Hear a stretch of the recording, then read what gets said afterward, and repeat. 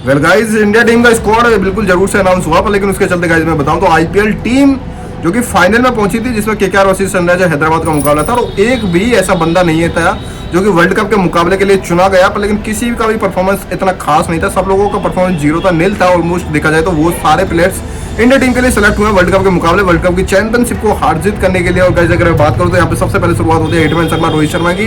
रोहित शर्मा पूरे आईपीएल का सीजन बीत गया, पर लेकिन कहीं ना कहीं उनकी भूमिका निभाने के लिए एज ए कप्तान, प्लेयर एटसेट्रा, फिल्डर एटसेट्रा, कुछ भी मान लो, उनका प्लेयर परफॉर्मेंस बिल्कुल भी तरह से निकल के नहीं आया। उसके बाद में अगर मैं बात करूं सूर्य कुमार यादव, एक दो मैचेस में अगर चला बंदा, उसके बाद में सूर्य कुमार यादव का भी पूरी तरह से फ्लॉप है। हार्दिक पांड्या, कप्तान हार्दिक पांड्या मुंबई इंडियंस की कमान संभालते हुए, वो भी पूरी तरह से फ्लॉप है।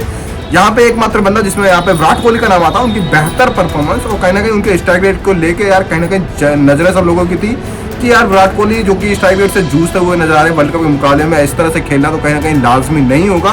पर लेकिन उन्होंने अपने स्ट्राइक रेट को कहीं ना कहीं बैक किया और अच्छी खासी फॉर्म में आके भाई साहब इस टाइम पे ऑरेंज कैप को भी अपने नाम किया था आईपीएल 2024 में। उसके गाइस अगर मैं बात करूँ तो यहाँ पे उसके बाद शिवम दुबे, क्योंकि शिवम दुबे अच्छी खासी बल्लेबाजी कर रहे थे स्टार्टिंग के मैचेस में, देखा जाए 6-7 मुकाबले जिनके चेन्नई सुपर किंग्स के लिए। उसके बाद में यहाँ पे जब से उनका चयन होता है वर्ल्ड कप के मुकाबले के लिए, तब उनका भाई साहब मतलब पूरी तरह से ड्रॉप डाउन आ जाता है। कहीं ना कहीं देखा जाए लास्ट के 2 मुकाबले हुए, दोनों मुकाबले में कहीं ना कहीं 0 और 2 रन पे आउट हुआ ऑलमोस्ट। उसके बाद में गाइस अगर मैं बात करूं तो भाई साहब यहाँ पे मोहम्मद सिराज का भी चयन हुआ। मोहम्मद सिराज की इतनी खास बॉलिंग हुई नहीं है, मोहम्मद सिराज भी पूरी तरह से फ्लॉप रहे।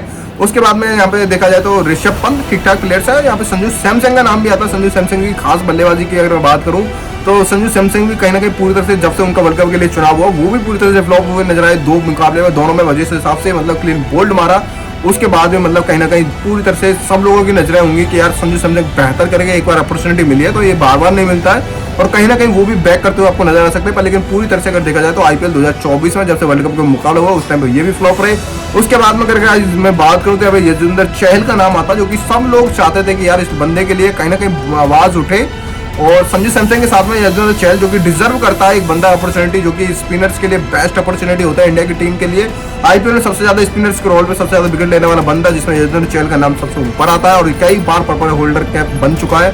उसके बाद अगर युजवेंद्र चहल का बात करूँ तो जब से इसका सिलेक्शन हुआ तो भाई लास्ट के 3-4 मुकाबले, और जो कि इनकी टीम तो सेमीफाइनल मुकाबले तक गई है, और इसके बाद भी परफॉर्मेंस देखने को मिला जब उसके टाइम पे। तो जब इनका सिलेक्शन हुआ तो इनके बाद 4 over 62 run, 4 over 52 run, 40 run, 55 run, कुछ इस तरह के इनकी 3-4 पारियां लास्ट की है, और कहीं ना कहीं पूरी तरह से फ्लॉप रहे।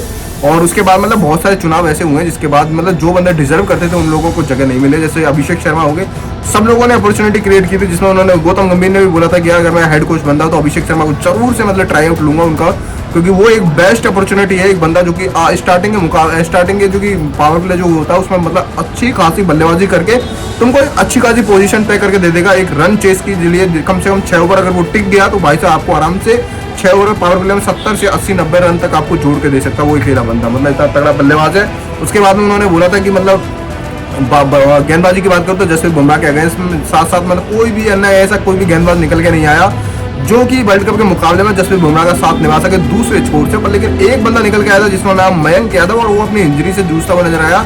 लखनऊ सुपर जायंट्स ने 2-3 मुकाबले जीते लगातार, जिसमें उनका लखनऊ सुपर जायंट्स के जीतने की वजह जो मयंक यादव थी, और मयंक यादव ने सबसे आईपीएल 2024 में सबसे खतरनाक सबसे तेज बॉल डालकर तगड़े तगड़े विकेट चटका के अपने नाम किया लखनऊ सुपर जायंट्स की टीम को जिताया। जिस तरह से परफॉर्मेंस उनका बेस्ट आया, सब लोग तो दुआ कर रहे थे वर्ल्ड कप के मुकाबले इसके लिए इस बंदे को आंख बंद करके सेलेक्ट कर लो, लेकिन कहीं ना कहीं मयंक यादव भी अपनी परेशानी से जूझते हुए नजर आए। मतलब कुल मिला के तो बात यहीं पे आके रुक जाती है कि यार आईपीएल 2024 के बाद जितने भी सिलेक्शन हुआ, जितने बंदों की परफॉर्मेंस निकल के आई पिछले 2 महीने में, कोई भी बंदा ऐसा डिजर्विंग नहीं था जो बंदा आईपीएल वर्ल्ड कप के मुकाबले के लिए टीम में टॉप 11 प्लेयर्स की हिट लिस्ट में आ सके। उसमें कुछ बंदों का नाम भी आना चाहिए था, जैसे रिंकू सिंह हो गए। रिंकू सिंह को अपॉर्चुनिटी मिलनी चाहिए थी, कहीं ना कहीं बेहतर मुकाबले जब भी अपॉर्चुनिटी मिली तब को उसने बल्ला चमकाया, अपना बल्ले से जलवा जो किया जलाल किया। उसके बाद अगर गाइस मैं बात करूं तो यहाँ पे भाई साहब ऋषभ पंत का नाम भी आता है। ऋषभ पंत को कैसे भी कर मार के उनको भी जगह मिल गई है। उसके बाद रियान पराग का नाम आता है, अभिषेक शर्मा का नाम आता है, और अन्य काफी सारे ऐसे बहुत सारे बंदे थे जिसमें मतलब देखा जाए तो उनको अपॉर्चुनिटी मिलनी चाहिए थी, पर लेकिन उनको अपॉर्चुनिटी मिली नहीं।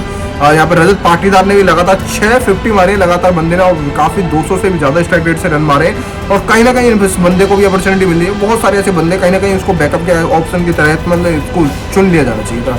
तो गाइस आपकी क्या मतलब राय है इस चीज को लेकर? यार वो सारे प्लेयर्स चुने गए जिनकी अपॉर्चुनिटी, जिनका भाई कंटिन्यूसली अगर देखा जाए आईपीएल के बाद में तो पूरा स्कोर कहीं ना कहीं डाउन था। उन बंदों को अपॉर्चुनिटी मिली है वर्ल्ड कप का मुकाबला खेलने के लिए, और देखते हैं क्या होता है आने वाले मुकाबले में। मैं मिलता हूँ आपको नेक्स्ट वीडियो में, तब तक टेक केयर, बाय।